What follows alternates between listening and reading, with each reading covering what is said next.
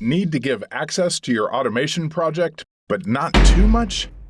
Murrelektronik Panel Interfaces let you connect externally without ever opening the enclosure.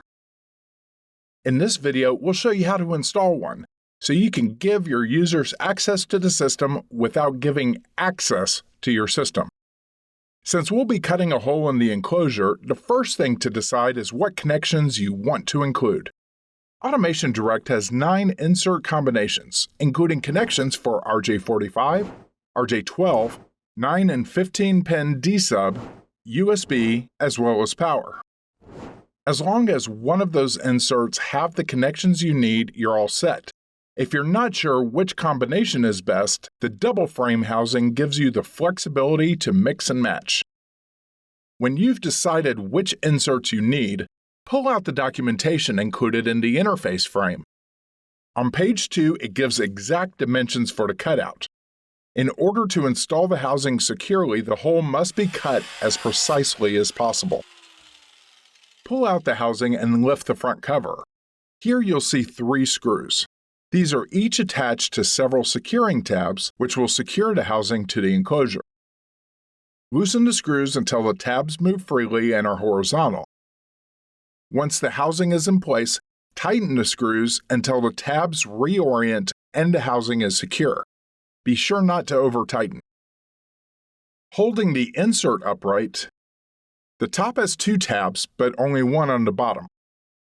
Slide the top in, making certain it's flush with the top.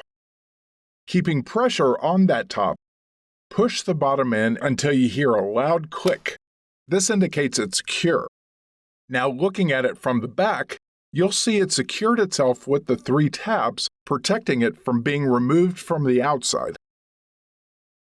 From here, connecting the interface is as simple as connecting the cables. Be sure to secure the cables to avoid accidental disconnection. Next, insert the twist lock to secure the cover. Lastly, for the maximum protection of your connections, install the optional ABS touch protector. To install these, locate the 2 screws and L-shaped brackets. On the rear of the housing, you'll see 2 slots, here and here. Insert the side of the L brackets with the square hole into these slots facing outward.